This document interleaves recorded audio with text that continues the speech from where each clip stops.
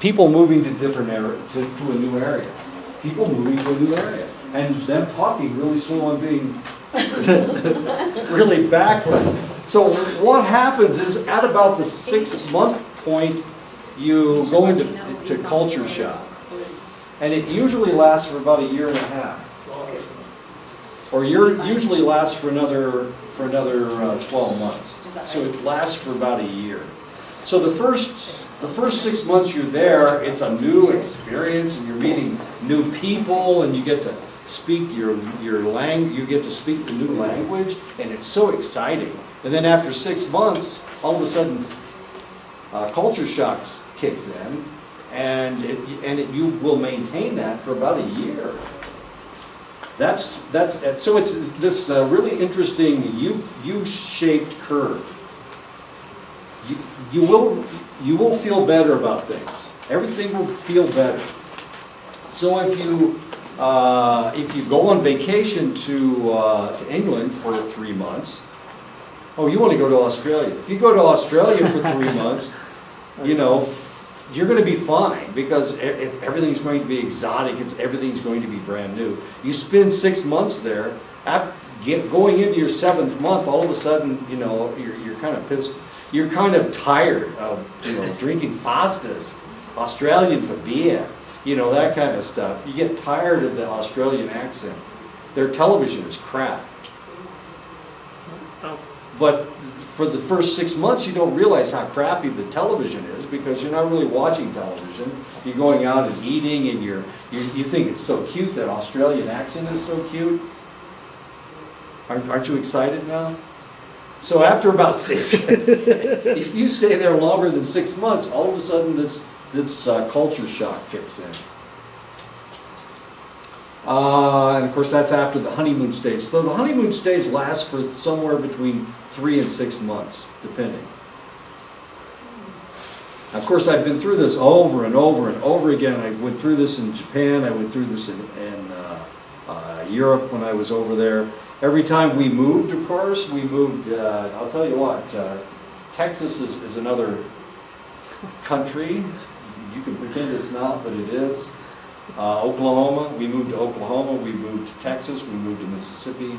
California is got to be the most alien environment I've ever been in. No, Japan was the most alien environment I've ever been in. It's like going to Mars. It is so different. Okay, so the first 6 months you're okay. After that, you go into a culture shock. After about 18 months, somewhere in that range, you go into what they call the Sojourner stage.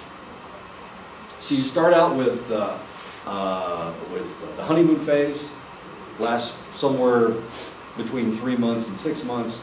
You go into culture shock, which may last as long as 18 months, and then you go into the Sojourner stage. After the Sojourner stage, you learn the language well enough, you learn the customs well enough, you get used to the television that you're watching, you get used to the food that you're eating. At about the 6 month mark, you don't want to eat the food because it doesn't taste very good anymore. It doesn't taste exotic anymore. You want to go home is what you want to do. You're homesick. Okay. The culture shock stage, the thrill of having novel and exotic experiences wears off. And these experiences become tiring and difficult. And of course, it's the culture shock stage. At this stage, recent migrants often realize their language skills are not yet good enough for them to fully function in the new environment. So this is everybody else around them, of course, is a smiley face, and they are not very happy at all because they're different. And of course, people know that they're different. They start feeling like people are shunning them. This happens in countries that are fairly egocentric, places like Germany.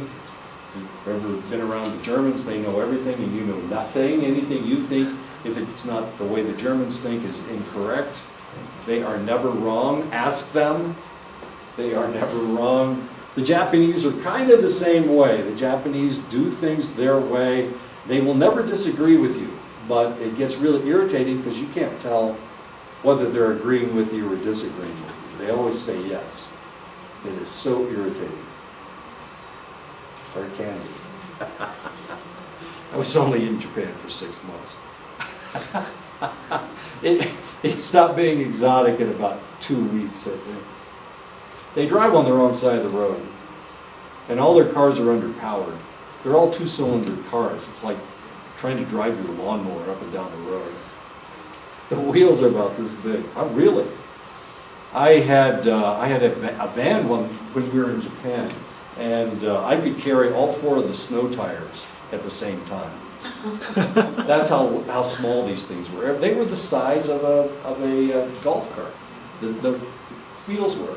And we'd go out on the road, you know, and you're driving really fast, and you feel like you're driving a golf cart at 50 or 60 miles an hour. Of course, that's their speed limit. You can't go faster than that. Their roads are also very narrow, so an American car doesn't fit. It's just too wide. You can't fit on the road. The problem is that on the side of the road they have binjo ditches, and the binjo ditches are about this deep, and that's where they run sewage or drainage or whatever down these things, and they're made out of cement. And they're about this deep and they're about this wide, and they're right next to the road so that it drains the road. But if you pull into one of those suckers, your whole car drops into it. I mean, it's that kind of a situation. So you have to be really careful to stay away. So you ride the center line because you have to, otherwise you fall into the ditch. We never fell into the ditch, but I always felt like somebody's about to hit me. Really kind of interesting. Our roads are much wider than their roads are. During the culture shock stage, the migrant realizes that they do not have a rich enough understanding of how the system works to thrive. The people they initially met who were interested in them because they were exotic and different are no longer so interested in these differences. A lot of times, and this happened in Japan, a lot of people would befriend you, Japanese people would befriend you so that they could practice their English. So you're worth to them, you know, so here they are playing up to you, but after about two or three weeks, of course, that all burns off fairly quickly. You start, I mean, it's a struggle because you have to try to understand the English that they're speaking. Sometimes it's incorrect. A lot of times the grammar is way off, but here you are trying to understand what they're saying. The Koreans are worse. How can I say this? The Koreans are worse because the Koreans think that they're correct. They learned English in a select way, and so that is the way they want to talk to you. And of course, if it doesn't make any sense, it doesn't make any sense. But they will continually make the same damn error over and over and over again. Really irritating. Very difficult. So you get tired. Then you're tired of the place. Culture shock has set in. Recent migrants may also be discovering that television programs just aren't as interesting as the ones that they used to see in their home country, and they start to miss their favorite foods. Japanese television was pretty dull. Well, there was a guy that used to put bottle rockets in his nose and light them, or he put them in his anus. That was stupid. Why are they showing this on television? I don't know. The Japanese got a big kick out of it. I have no idea what the whole deal was. They had a game where it was strip Rochambeau. Rochambeau. Yeah. Okay. Yeah. Anyway, it's Rochambeau. It's strip Rochambeau. So they'll play this game, and slowly people will be taking off their clothes. Well, that's not that slow. Or they'll do something. And one of the things that they did, they would have a woman put her hand in a man's pants. And she had to hold it there for 30 seconds or 45 seconds. It was really kind of odd. And of course, she's giggling the whole time, and he's making all kinds of movements. You know, what's that all about? We don't do that in the United States. Do we? Strip Rochambeau?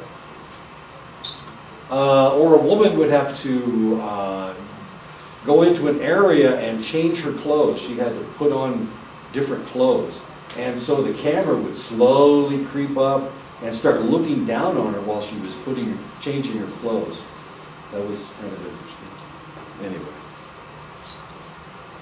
during New Year's, they had a whole stadium full of people playing strip Rochambeau.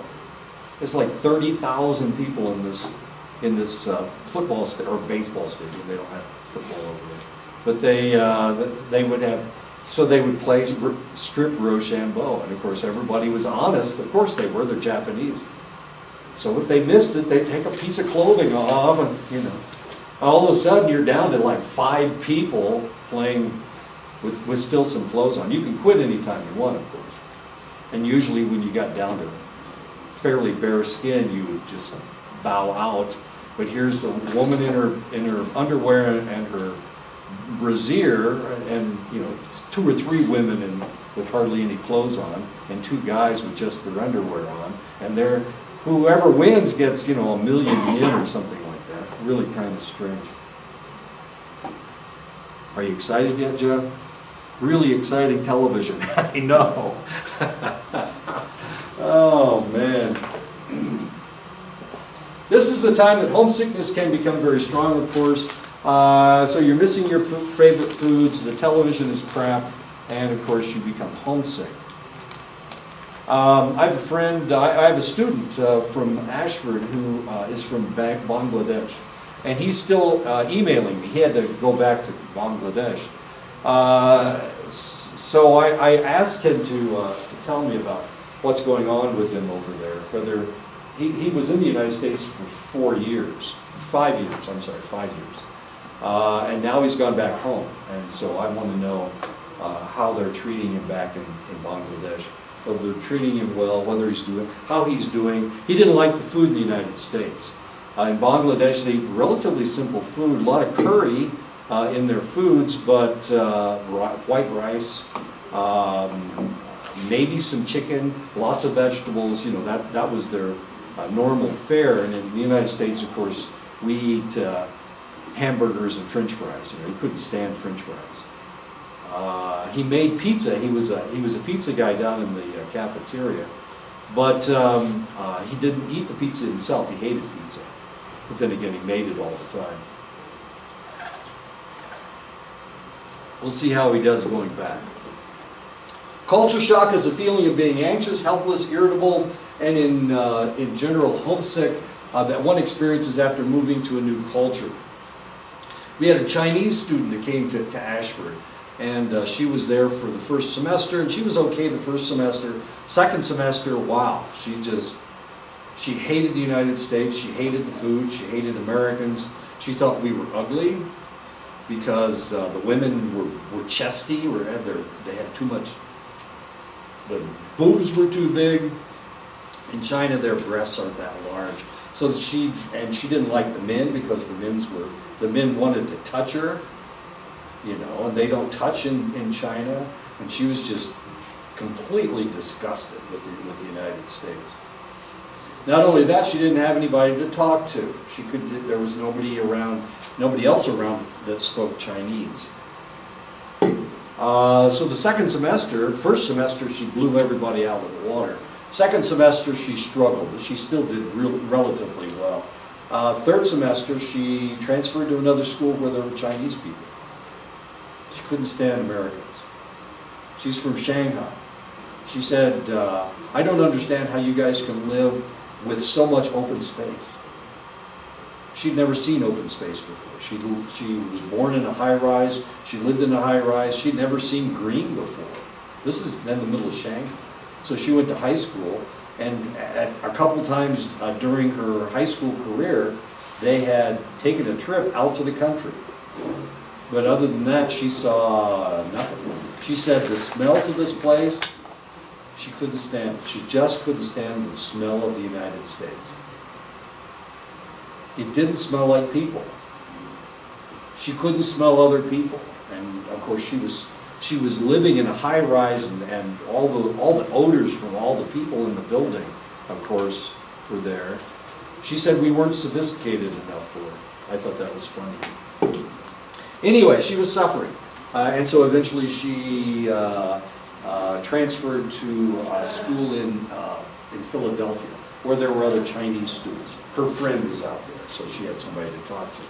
The symptoms of culture shock include missing your close friends and family, missing the little things about being back home, like being able to talk to a bus driver, eating your favorite snacks, and of course, in the United States, we didn't have enough seafood for her. She lives in Shanghai. It's right there on the ocean. So she ate things like dried squid or whatever. Almost all of the snacks that she wanted had a fishy flavor. They had something to do with fish, as odd as that seems, since I can't eat fish at all. A sojourner in a culture shock may wallow in the crisis stage for several months, and then they started to adjust and then began to enjoy their experiences more. So you go through the sojourner stage. So if you get past the culture shock, then you're going to be okay. Slowly you're going to come back to where you like being there again. Their language abilities improved, enabling them to function better in their daily lives. And of course, military people going to Europe, a lot of times what happened when you were stationed in your dad was never stationed anyplace overseas. Australia was one place. Australia. Why would anybody do it? I don't know. It was a thing. Yeah, I know. Your dad does secret stuff that we don't even want to talk about. Okay.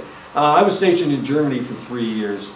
The German, a little bit easier in Germany than it was in Japan, because in Germany, the people look like you. At least they look like you. So potentially you could put on clothes and fit in with the people in the area. If you put on the right clothes, you could look like a German. If you were white, of course, if you were black, you're SOL. Or Hispanic, you're still SOL. But potentially if you were Hispanic, then you looked like the Turks or the Italians that lived in Germany. Lots of Italians and lots of Turks live in Germany. Or you might look like a gypsy, which they hate the gypsies in Germany, which is not a good thing. Anyway, so a lot of people really hated Germany after the first year. Some people fell in love with the place. They started going to guest houses. Guest houses are bars. And hanging out with the locals and talking about Nazism and all kinds of interesting things. It's just about everybody in Germany. Well, this is, of course, back in the 70s and 80s, and all those World War II guys were still alive. But of course, they talked about Nazism all the time. Really kind of interesting. Anyway, eventually you got to the point where you liked Germany again. Eventually, sojourners become better able to make enduring friendships with the locals, and they adapted to things in the new culture, such as the TV programming and the food, so that these no longer felt strange to them. And the big thing is finding somebody to talk to, especially if you're a kind of a loner as far as your own people are concerned. You need somebody that is nice to you. That's all you need, somebody that's nice to you. They had started thinking more and more like the locals around them, and because they start thinking like the locals, they start dressing like the locals. This stage, labeled the adjustment phase, tends to extend over a number of years. People become more and more proficient at functioning in their new culture. Their language skills become better, and now, of course, they become more like the locals. And they start dressing like the locals as well. I've got some pictures. There is nudity in 2 of these pictures. So I'm warning you before we go to this that if you want to look away, we have some naked people. I apologize for the nakedness. I guess all these guys are naked. But as you can see, the white guy has decided that he's going to become like the natives. He's got his spear. He's tattooed. I guess he's tattooed. And he's certainly got his war paint on. Nudity in the next picture. So this is a warning. One of these ladies is not like the others. One of these ladies ain't the same. Okay. Guess who she's living with? Can you guess which one of the ladies she's living with? The one that has disgust in her face? I'm sorry? The one that has disgust in her face? Disgust on her face. They all have disgust on their faces. One of the individuals is smiling, and of course, that's the white chick. Oh, that was one. And she's white. She looks like she's Indian. Well, she's painted. They painted her up so that she... She looks like Carrie. Yeah. That's what I was thinking. She looks like Carrie from the movie. With all the blood all over her. Yeah, she's painted all red so that she's dark like the other women. Of course, she doesn't have her breast exposed, but the other three women do. Can you guess which one of these women is the lady that she's living with? The older one, the one next to her on her left. No, as it turns out, it's this lady right here. That's what The that hairdo. was. Yeah, see, her hairdo's the same. So when she made up her hair, she made it up just like she made up her home. As confusing as that is. Okay, the next one is a really interesting picture, but there is nudity, so just get ready. It's women again, but then again, it's men as well. Okay. Just looking at her like, Yeah, look at this lady. Look at the look on this lady's face. Look at the look on this guy's face. He's pissed. is she Chinese? Yeah, she's Chinese. She's Chinese. Now, the interesting thing is she's holding a pillow. That's a headrest, what they refer to as a headrest. As confusing as that is. Now, look how pissed off that guy is. This guy over here. Looking, he's ready to kill her. He is mad. They were all carrying weapons. So, you better not make him too mad. And look at the lady with her, looking over at her with her eyes. Why'd you take your shirt off? That's ugly. There's something wrong with your nipples, lady. They're darker than the rest of your skin. See, as you can see, you know. Okay. Anyway. Going native. This is called going native. Here, we'll all take our shirts off. Sojourners may go through the same adjustment stages when they return home, and this is a problem with returning home. And this is why I'm trying to find out what's going on with my friend, with my student back in Bangladesh, to see if he's being accepted back home or whether he's being rejected. Initially, people are elated to see their families and friends again and to be able to eat their favorite foods. It is not uncommon for people to soon experience reverse culture shock and find themselves puzzling over why they did not quite feel at home anymore and why they feel somewhat alienated from those around them. Once upon a time, there was an author by the name of Wolf. Can't think of his first name. Anyway, his name's Wolf, and he wrote a book called You Can Never Go Home Again. And of course, it was about trying to go home after changing your culture. Of course, his situation was that he's a Southerner who went to New York City, and when he came back, he was rejected by all the people around him because he had put on airs like somebody in New York City. The other thing was that he was gay, and the people around him rejected homosexuality. What is his first name? Wolf is his last name. You can never go home again.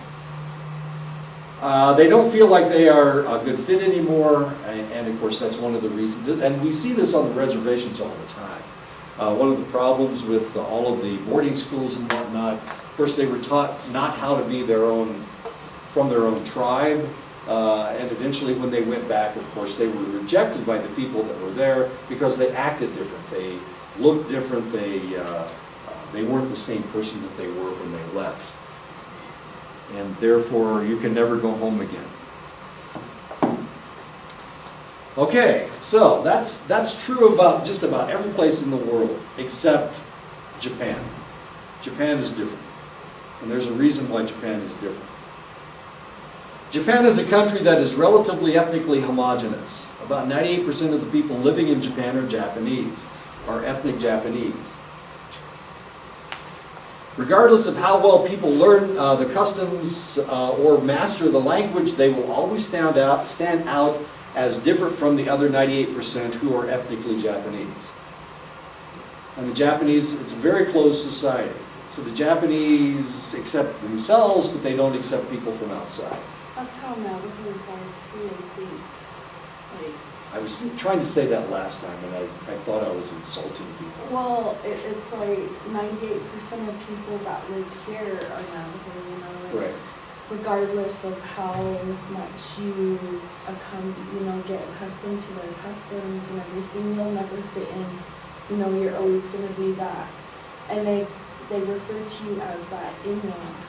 you know. Oh, that and in-law, so you're the in-law. so like back home, you know, in-law, I mean, that's like a compliment. Sure. But down here, it's kind of like a derogatory thing, you know. And so, yeah, no matter what you do, you're not gonna fit in. Isn't that fascinating? So how long have you lived here? 14 years. 14 years and you're still not acceptable. No, no. However, if a Navajo went up to the Blackfeet Reservation, would they be? They could run for tribal council. Oh my goodness.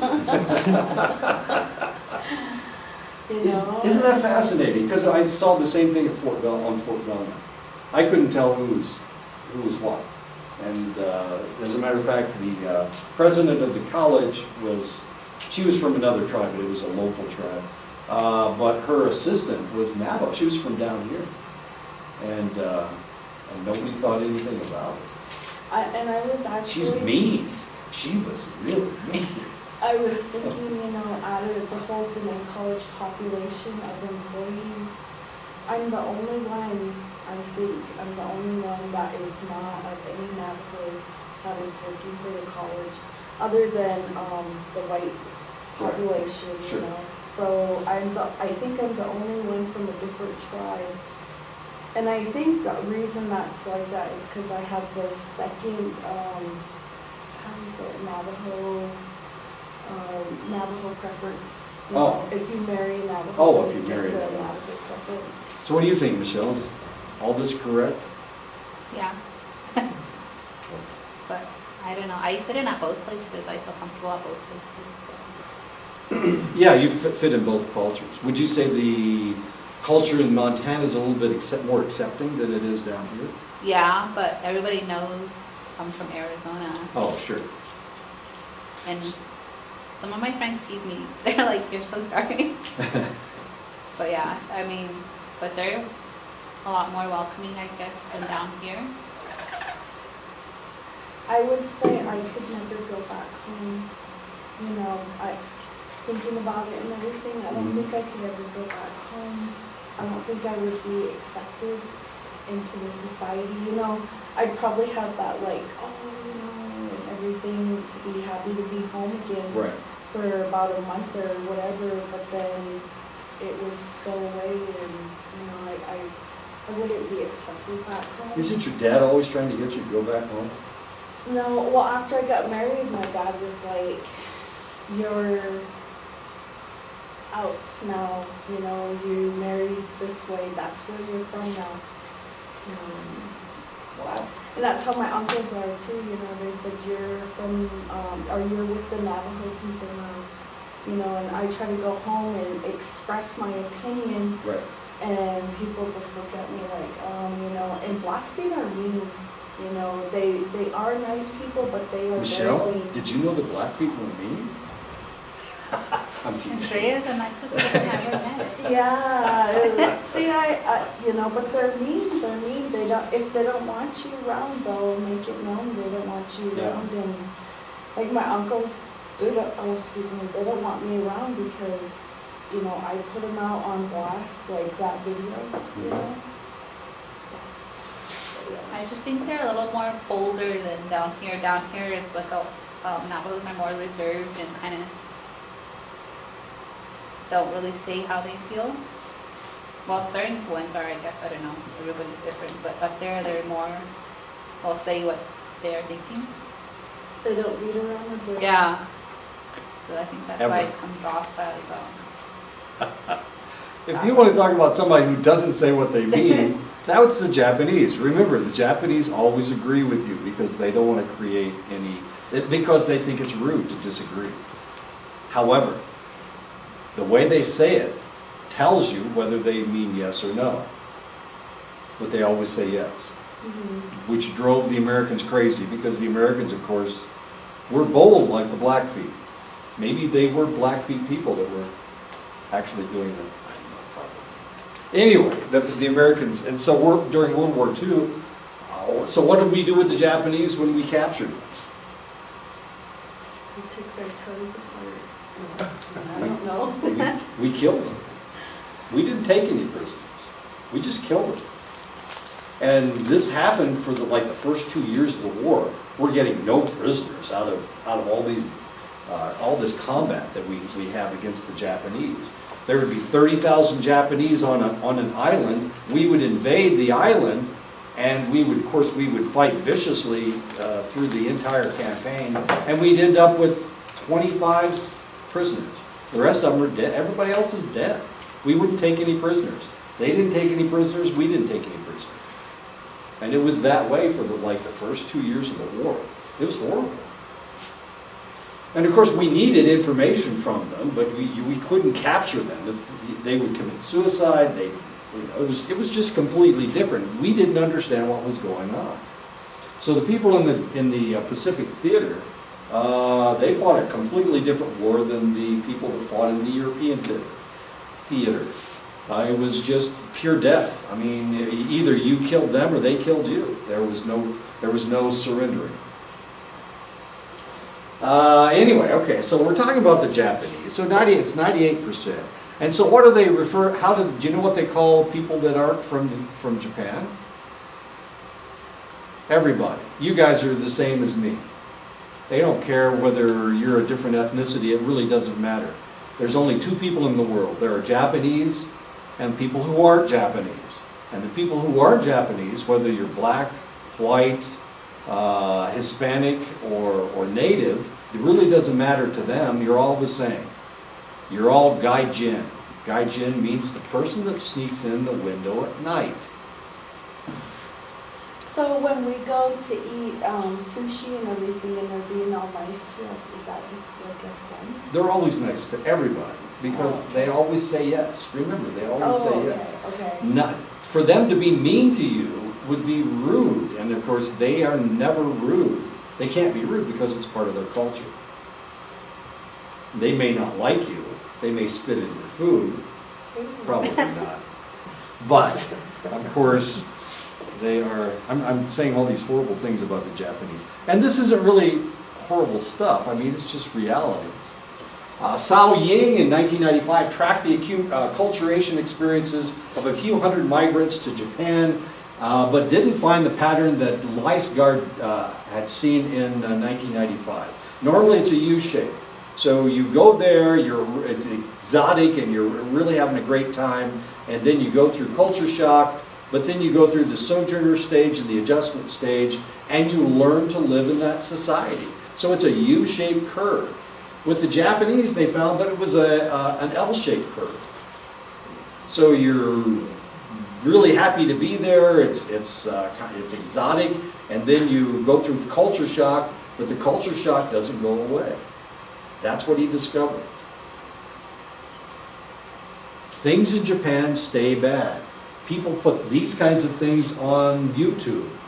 Things I hate about Japan. And there are, if you can type it into YouTube and you can watch video after video after video of what people hate about Japan. And there's lots of things to hate about Japan. It's too crowded for one thing. The whole place smells like fish. It smells like charcoal briquettes, you know, that kind of stuff. They don't have any wood, so they can't burn wood, so they burn briquettes. So how did you survive if you're allergic to fish? I lived on the American base and ate American food. Oh, okay. I didn't eat any, I can't eat fish. How did I survive? That's how I survived. But I was afraid to go out on the economy because they put fish in every damn thing. I mean, you want a milkshake? How about a fish-flavored milkshake? Octopus-flavored milkshake. Kentucky Fried Chicken. Almost everything is fish. They sold beer everywhere. They sold beer like in kindergarten class, they sold beer. But of course, if you're a child, you wouldn't drink beer because you're not supposed to, and they do what they're supposed to do. They would have, when I was there, they had beer dispensers on every corner, like a pop machine, but it's a beer machine. And you could buy beer. Of course, the Americans are going crazy, but the Japanese, of course, if you're underage, you don't throw your yen in there and buy beer. You just don't do it. because, you always do what's right. Sao Ying in 1995 discovered that people who had been in Japan for 5 years were just as negative toward Japan as those who had been there for just over a year. They all seemed in the depths of the crisis stage. Why? Because they were different. They were different, so they're rejected by the Japanese. You can't be accepted.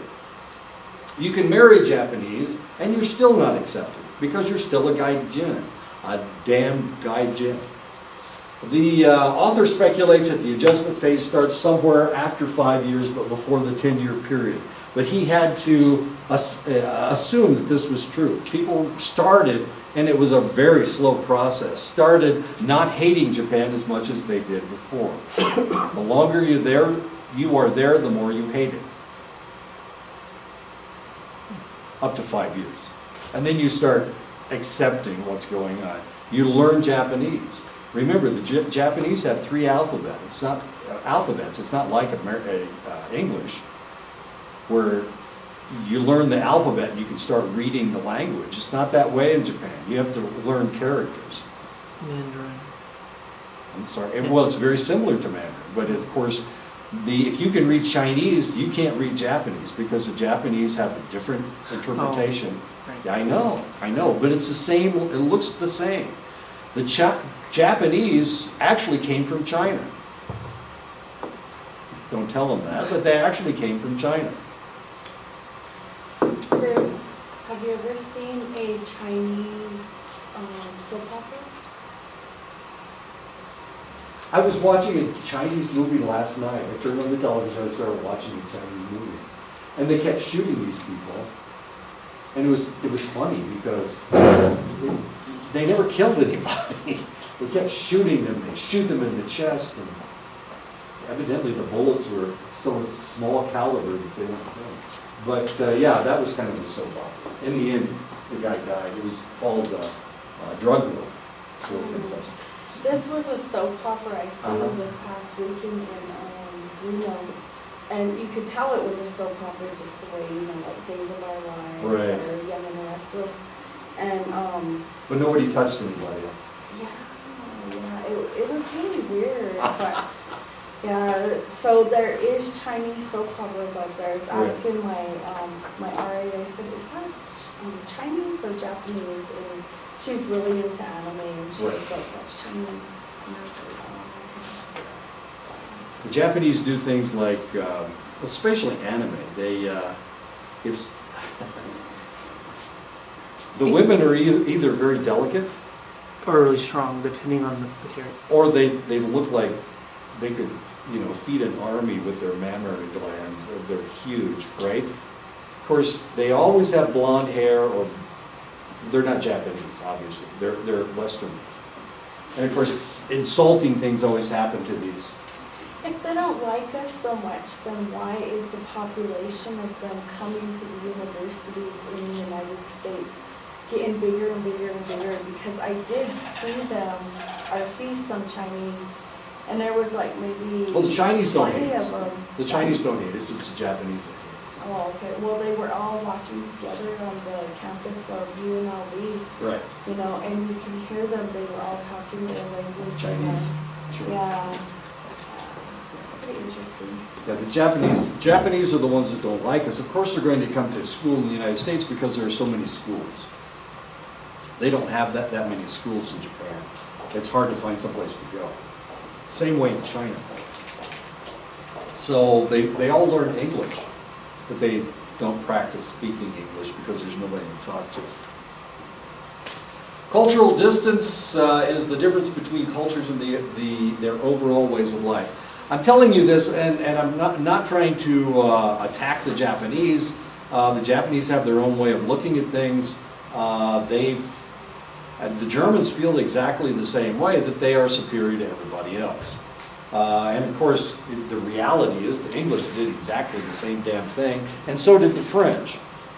So we have all of these societies that think they have the best society. Of course they do.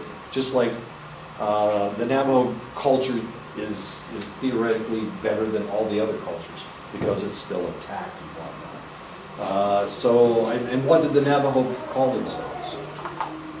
The Dene, the holy people, right? I think it's just the The people. people. Dene means the holy people. I think it's the people. The The people. people. I don't think so. Wilson keeps telling me that it's you guys are the holy people. Well, Wilson's on a different level. Holy Yes. people, they say it the same way, but it sounds different. Dene. The Yetinen or something like The Oh, Indian. yeah. that. The Yen. Should we break out the foundation? Oh, no, don't do that, don't do that. Oh, my God, no. Should I? No. No. Well, you know. But the what? reality is, of course, the Cheyenne call themselves the people as well. Comanche call themselves the people as well. We call ourselves the real people. The real people, Yeah. exactly. But you know what I find really interesting in the culture down here, so some of my students, they'll be like, oh, we seen an eagle today. In our culture, that means good luck or something good's gonna happen to Sure. you. And I said, well, I think it means that way in every Native American culture. And they're like, no, just Navajo culture. And I was like, no, it means that way too, you know. Yeah, all the cultures kind of feel the same way. It's kind of interesting. And of course, we've had this conversation before, that maybe you need to understand other native cultures as well. I think so. I think that could only be positive. Pretending that this is the only real native culture, that doesn't make a whole lot of sense. Because everybody calls themselves the people. Everybody does. Nez Perce, Nimepu, I was thinking about Hopi, not I don't know what the Hopi call themselves. Comanches, the Numina, they're the people. Blackfeet, you guys are the real people, of course, as compared to all the unreal people that are around you, like the Nez Perce, who you guys hate, by the way. Yes, you do.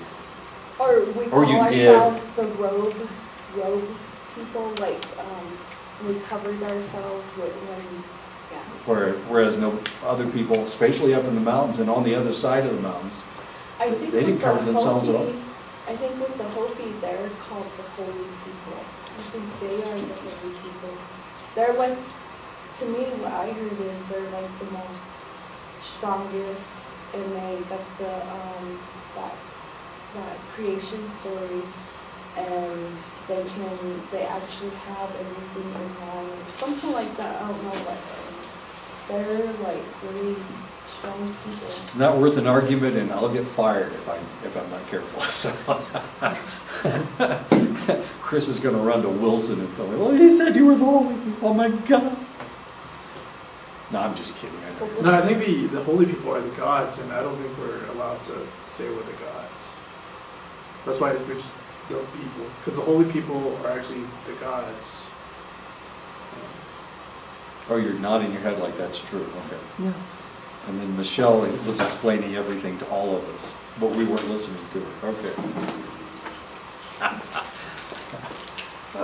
What about other people? Oh, no, I'm not going to go into that. Okay, cultural distance is a difference between cultures and in their overall ways of life. Cultural distance. We can hypothesize that the more cultural distance someone needs to travel, the more difficulty that person will have acculturating. In other words, if your culture is very similar to another culture, then you don't have that much of a distance to travel in order to acculturate, in order to feel like you're part of the culture. Okay? Okay, so when I went to Germany, it was easier. The cultural distance between Germans and Americans wasn't that great. So when I went to Germany, I felt closer to the Germans quicker than I did when I went to Japan. When I went to Japan, I never felt close to that culture, ever.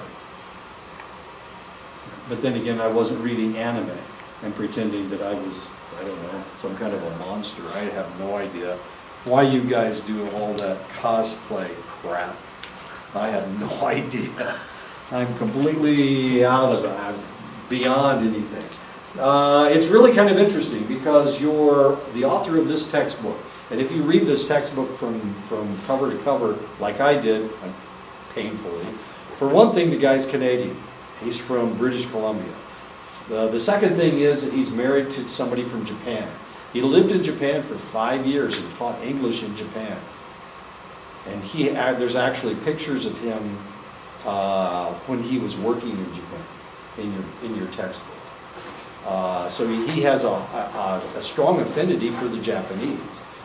Despite that, he put in there about them being L-shaped instead of U-shaped, as far as adaptation is concerned. There are various measures that can be used to determine acculturation across cultures. One indirect measure is language performance. The better you can speak their language, the easier it is to assimilate. Several studies show that the best predictors of acculturative success is language ability. And of course, this is one of the things that happened when we were in Germany. A lot of people learned German. The people that learned German the fastest were the people that married Germans. And that happened to a lot of American GIs. They married German women. Yeah. And then they learned the language. Do you know Navajo? Do you know? You know some Navajo, don't you? But you don't speak it fluently. No. No. But it's so weird when I go home, that's all I hear in my head is not here. Oh my goodness.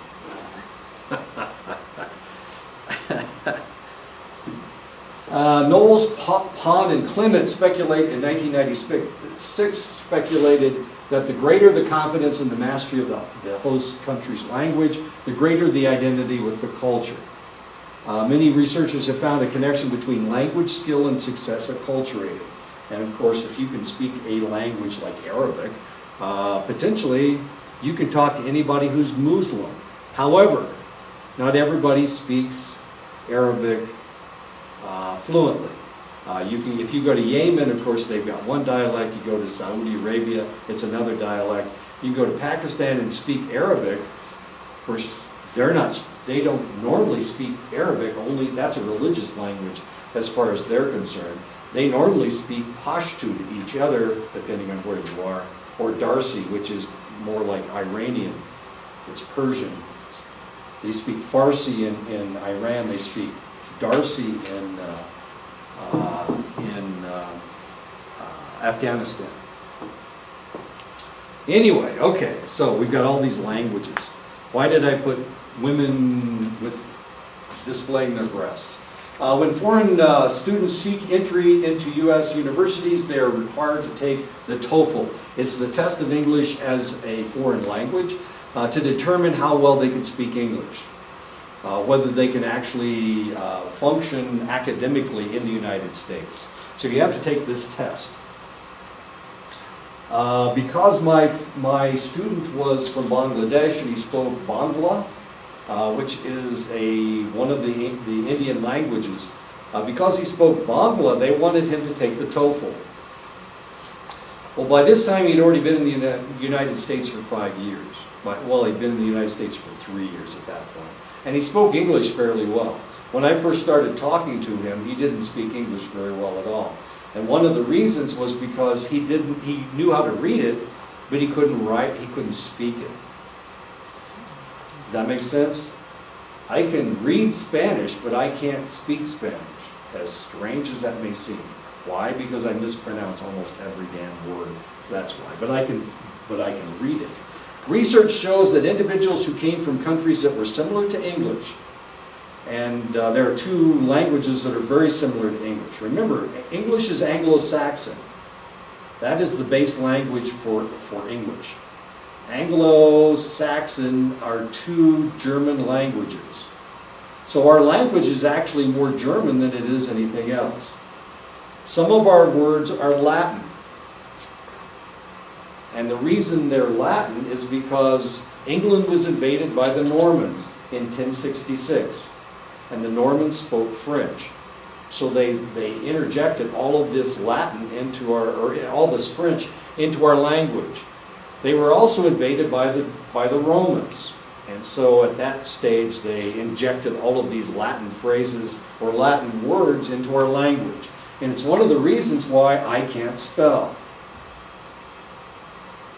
because some of the words that I'm trying to pronounce or trying to spell are German, some of them are French, and some of them are Latin, and they all have different rules as far as spelling is concerned. It's one of the reasons why you can't tell whether, just by listening, that your bee is alive. It's flying around. You didn't kill it, Jeff. Way to go. Oh, good. It's still alive. He's alive. Well, I thought I killed it, but I guess not. Okay, I brought it back to life. Do you feel better now? Two Yeah, Okay. something times different. we thought it was dead, Okay. So people that speak German and Dutch learn English a lot easier than people that speak Spanish or French. For one thing, the vowel sounds are very similar. So if you speak Dutch or German, of course, but since the vowel sounds are very similar, it's easier for you to pronounce the words. If you ever want to know how badly you speak French, go to France and they'll tell you how badly you speak French. Here's an irritant for people from Canada. They all have to learn French. And so they learn French Canadian. It ain't the same as French. And the French will make fun of them to no end. It is funny. Because they think they're speaking, and they're speaking French, but it's with a really bad accent. And they put their words together poorly. So if you learn French in Canada, then it's not really French. I think my sisters, they learn French Canadian. Mhm. Yeah. Yeah. But they talk right, you know. Oh, they use Yeah, like talkies. that's too funny. According to Educational Testing Services, which administers the TOEFL, speakers of Indo-European languages tend to perform better on the TOEFL than those who speak languages from highly distant language structures, such as Kazakh and Japanese. Japanese, very difficult for them to learn English, and one of the reasons is because they don't remember the L and the R. They get them mixed up, and the B and the V, they get those mixed up. So they have a problem with select words, or select word groupings. Cultural distance encapsulates more than just language, of course. Many other skills must be mastered when people move from one culture to a new culture. Ward and Kennedy in 1995 compared the adjustment of Malaysian university students in New Zealand. This is Malaysia right here. You can see it's relatively close to Australia and New Zealand, but the cultural distance is huge as far as that's concerned. So they compared the Malaysian students in New Zealand and students in Singapore. Singapore is right down here, and of course it's closer. Physically, it's closer to Malaysia. It's actually at the end of Malaysia. Singapore's at the end of Malaysia. But they compared the students integrating into both cultures, the Singapore culture and the New Zealand culture. The students completed a measure of cultural adjustment that assessed their daily problems in navigating through the new cultures. After spending almost 3 years in the two countries, the Malaysian students who were studying in Singapore reported having fewer difficulties than those who were studying in New Zealand. And of course, that's Singapore right there. And actually, this is Malaysia. This is Java right here.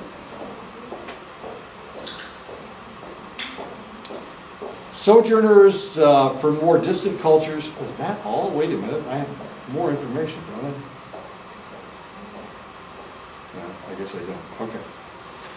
Sojourners from more distant cultures suffer from more distress, require more medical consultations, and have more social difficulties in general than those who traverse less cultural distance. So potentially I would have gotten sicker in Japan than I did in Germany. Actually, I didn't get sick in either place, but because people tend to have more they are under more stress because they're dealing with a new culture, they have more medical problems. And it's the stress that's causing the medical problems. So if you go visit Japan and you go visit Australia, the two places you want to go, you can cosplay in either place, but okay. The Japanese will understand cosplay better than the Australians will. If you go to both places and you stay there for a year, I've always wanted to go to Japan, but I don't know. So this is what's going to happen. You go to each place for a year. Guess where you're going to be happiest? Australia? In Australia. For one thing, you won't have to worry about their language. For another thing, it's not nearly as crowded.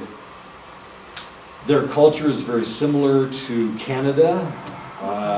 It's very similar. Their educational system is, they just revamped their educational system. It's really a mess. Oh, It was a mess before. It's a bigger mess now because, I don't know. Anyway, but if you go to Japan, of course, you're not going to be able to speak the language. The food is going to be very different from what you're used to eating in the United States. Do they have McDonald's? They do have McDonald's. They serve beer at McDonald's. That'll be exciting for you. You can go to McDonald's and get drunk. And their beer is a lot stronger than ours is. Now the interesting thing about Japanese beer, the Japanese can't hold their liquor. They really can't. They don't have, there are chemicals in their stomach that they don't have that you have. Okay, so congratulations, you have chemicals that they don't have.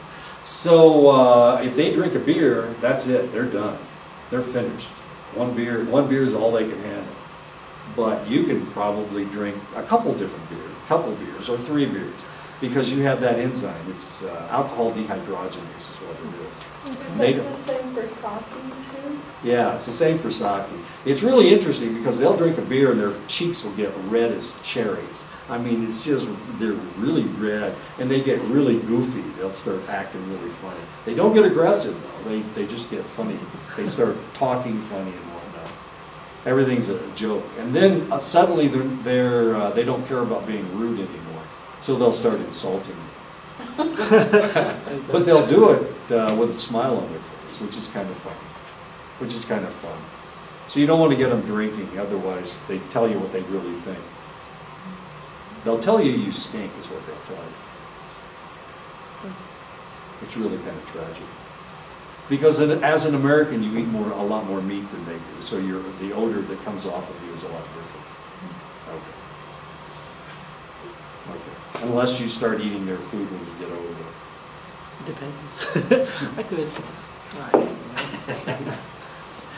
Some indigenous Canadian tribes, such as the Tsimshian of the Northwest Pacific Coast region, engaged in subsistence practices, primarily fishing for salmon and shellfish, that allowed them to accumulate large quantities of food and establish permanent, highly stratified settlements long before they had any contact with Europeans. And this is one of the things that we noticed. If you go all the way out to the West Coast, the tribes in Washington and in Oregon, up into British Columbia, all of these tribes, they had a very stratified society.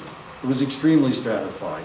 They're the ones that built all the totem poles. Totem poles are real popular up and down the West Coast. Completely different from the other tribes that anybody had been dealing with. The Europeans had been dealing with up to that point, because they were dealing with tribes that were buffalo hunters, and sometimes the herds were there, and sometimes the herds weren't there. The fish were always there. So these guys, they ate very, very well. That's one of the other things about the Nez Perce, of course. They were salmon eaters. And that's one of the reasons why you insulted the Grovon, you called them fish gut eaters. I didn't. Well, of course you wouldn't do that. They were the Atsina, which means fish gut eaters. So what you're doing, you're insulting them. You're calling them somebody that you hated, like the Salish or Kootenai or the... I didn't. Not you, no, the Blackfeet. I'm talking about the Blackfeet, I'm sorry. Anyway. So you guys try to keep them from hunting buffalo because they come down for the red meat rather than eating all that dried salmon and whatnot. They come down to the plains to hunt buffalo, and you guys would chase them off. Usually it's the girl that chase them off. The Eastern Cree live just below the tree line in northern Quebec. They engage in subsistence practices. They hunt in the winter and they fish in the summer, which does not allow them to accumulate much food. Remember the Tsimshian, they have all the food that they want. They just eat fish and shellfish, fellshish, Anyway, they eat shellfish, and because of that, they could accumulate all the food that they wanted. But these guys, they hunted during the winter, and they fished during the summer, and sometimes the fish were running, sometimes they weren't. Sometimes there were deer, sometimes there weren't. There weren't any buffalo that far north because it's too cold and it's too many trees. They were up in Quebec. To some of the bands that were migratory, they had sociocultural stratification. So it was a less stratified society. They were more migratory. They didn't have permanent settlements. And those were the Cree. Of course, we have Cree in Montana, and these are the same guys. They came all the way up from that corner of North America, and they came all the way down to Montana. The carrier, or Ashimi, they're an Athabascan-speaking group. They live in the Rocky Mountain Plateau of northern British Columbia. They also engage in hunting and fishing like Eastern Cree, just like the Eastern Cree. But because they have the possibility of accumulating large numbers of salmon at the headwaters of some rivers, and because their culture was influenced geographically close to the Tsimshian, the carrier represent a culture with a moderate degree of food accumulation and social stratification. So we have the Cree that were fairly migratory. These individuals could live in one area. They weren't that migratory. Neither were you guys. You guys stayed pretty much where you were. You hunted buffalo in the summertime, as did the Grovon and all the Sioux tribes that lived east of you. Anyway. Okay, so we've got three different groups. One is highly stratified. That's the Tsimshian. We've got the carriers that are in the middle, and then we have the Cree that are very migratory and not stratified at all. Of course, if you have, if food is a problem, like with the Cree, they were in smaller groups. They had to live in smaller groups because if they lived in large groups, of course, they would run out of food fairly quickly. And an area could only support so many people.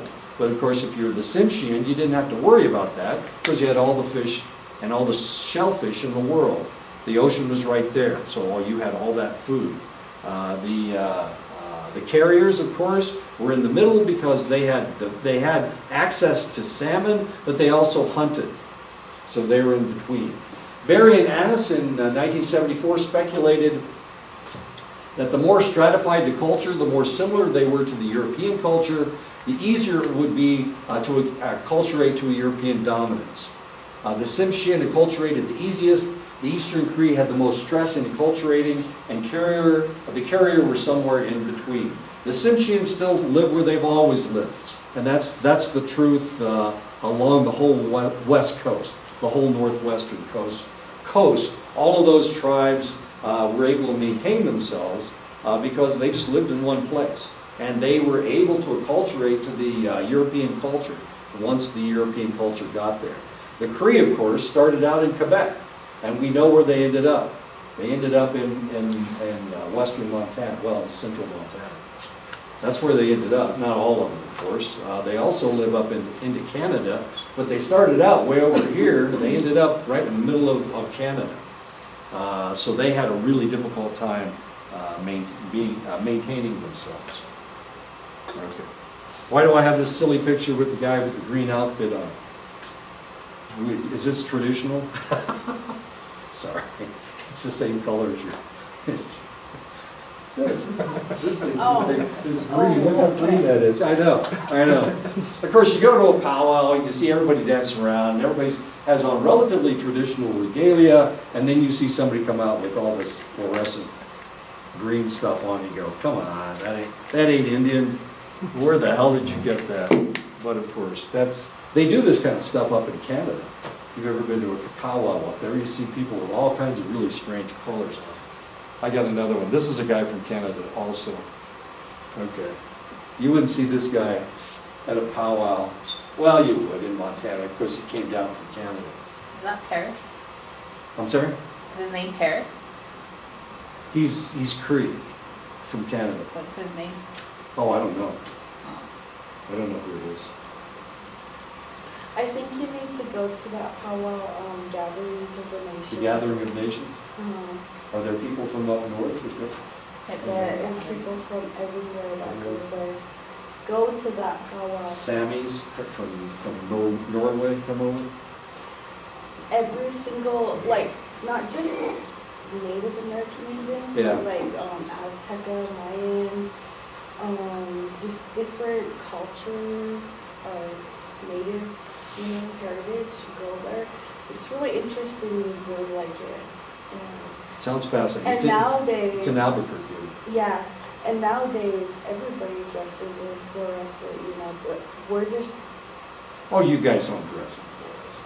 yes, we do. It's Only for- nowadays, huh? It depends if you're dancing contemporary Fancy or tradition. dancing? Yeah. Contemporary, fancy so dancing. fancy, like the colors, the bright colors. Yeah, I know. Fancy dancing, they always do that. Like the But- godly type look, and Yeah. then traditional is just traditional, like plain. I like the grass dancers. And if you look at it, the Navajos really have adopted the powwow way too, I think they. I think that's an almost- argument. And that I may- think they've almost outdid us up north, because if you look at it, the children up north, I'm just speaking from my reservation, we'll have like a 3-year-old that's a fancy dancer, the children up north, they don't really have their whole regalia already, Mhm. But you come down here and you see them, they're children 3 years old, that's fancy dancer, and they're out there, they're bringing home the checks, they're bringing home the money, and that's the sad truth, I mean, we just don't have it. Well, you're not gonna have a grass dancer down here, there's no grass to dance on. Yeah. I know, so, okay, yeah. I know. Grass dancer with a thing on top, it's waving back and forth. I'm taking you to a powwow. Cultural fit is the degree to which an individual's personality is more similar to the dominant cultural values in the host culture. It would seem that the greater the cultural fit of a person with the host culture, the more easily he or she should acculturate to it. And of course, that is a reality. More Indians, okay. People who score high on extroversion are more likely to move to other countries. This is actually in the Canadian Parliament. And this guy, of course, he's got a Sioux war bonnet on. I don't know if he's Sioux or not. He better be Sioux. Why in the world would he wear a Sioux war bonnet unless he was Sioux? The war bonnets you guys wore didn't look like that. No. But if you ever, this is what the Sioux wore. This kind of a war bonnet. Of course, these are all eagle feathers, but he would have a tail, depending on how many people he killed or whatever. Anyway, how many coup he had counted, how many feathers he would have. What are we doing? Okay, let's talk about being extroverted. Some researchers have proposed that because extroversion should facilitate communication everywhere, extroverts should always fare better in the acculturation experience compared with introverts. So the more extroverted you are, this is something you need to think about because you're moving away from here. The more extroverted you are, the more likely you will be able to acculturate into an extroverted society. Now, theoretically, the first theory, the first hypothesis was that if you're extroverted, you should have no problem acculturating. Because if you're outgoing, everybody accepts outgoing people. That was the assumption initially. The study in New Zealand found that Malaysians high on the extroversion scale showed more signs of well-being than those who scored low. And that's very logical. So the Malaysians that were extroverted, because New Zealand is an extroverted society, they were able to acculturate much easier, the more extroverted they were. However, English-speaking expatriates in Singapore who scored high on the extroversion scale reported more depression, boredom, frustration, and health problems. Why? Because the Singapore culture is far more introverted. And an extroverted person irritated people in an introverted society. they found them pushy. So they were more isolated, despite the fact that they were more extroverted. So extroversion works in select societies. Now, one of the things that happened, we had a brand new professor of psychology, and he was a very extroverted person. So when he tried to acculturate into this society, because the Navajo culture is more introverted, he was rejected as being too pushy. Does all that make sense? He doesn't work here anymore. And the reason he doesn't work here anymore is because he couldn't get along. Why couldn't he get along? Because he was too pushy. He was too extroverted. Now he had used that. This guy he was in his early 50s. This guy had been working in different places all around the world. And he used this ability this extroversion, to be able to acculturate just about every place he went. But he was a failure here. And it was because he was too pushy. Does that make sense? I know. Despite the fact he was a college professor. And potentially if you're a college professor, you're kind of isolated anyway. You know, you get to teach your class, you get to do whatever the hell you want to in your class. You can even say hell in your class. Right? But he was a little bit too pushy. Just a little bit. Well, maybe a lot. Who was this? Somebody else. It wasn't me. Extroversion does not always facilitate acculturation. It appears that an extroverted personality makes a better cultural fit in New Zealand than it does in Singapore, and extroverts will fare better in the acculturation experience only when they fit in well with the culture. And that's exactly what I just said. Now, I'm not trying to insult the Navajo culture as the fact that you're more introverted, but you don't really accept people who are too pushy. How's that? Okay. Okay. I've been wondering I've for been 14 wa- years. What the hell am I doing? I've been trying to tell Andre how pushy she is. You know, I've been trying to be really nice about it. Okay. Okay, you finally got it. Okay. You got one friend and it's Michelle. Okay. Oh, I know. It's really kind of tragic. Why don't we stop right here and we'll talk about cultural fit next time. She's the only one that can put up with you. She's the only one that understands me. I know.